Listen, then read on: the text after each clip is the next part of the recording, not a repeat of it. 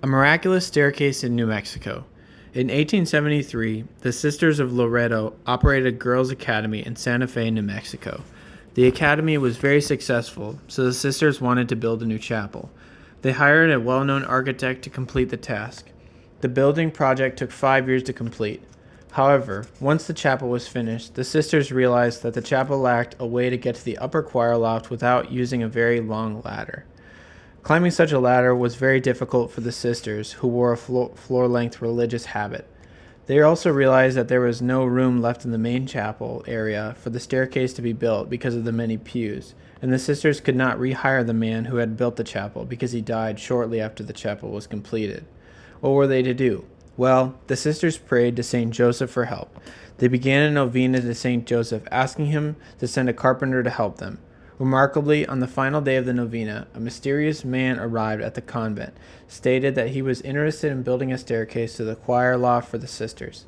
The gentleman had only one request. He wanted to work alone and behind closed doors. The sisters readily accepted his offer and hired him. It took the man 3 months to build the staircase. When the project was completed, the man could not be found. He simply vanished from the town. No one saw him leave, and no one knew who he was. The sisters looked everywhere but could not find him.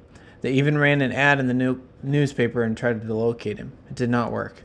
Unsuccessful, the sisters went to the lumber yard to inquire who had obtained the lumber, as well as pay for the lumber. When questioned, not one person knew what they were talking about. The sisters were informed that the lumber yard had never sold any wood to a man building a staircase for a chapel. Perplexed, the sisters remembered how odd it was that the man had only a T-square, a hammer, and a few other basic tools. Come to think of it, none of the sisters ever did see how the lumber arrived from the chapel either. Intrigued, the sisters from the town inspected the staircase and realized that the mysterious man had constructed something quite unique. It was a spiral staircase that didn't interfere with the pews on the main floor in any way.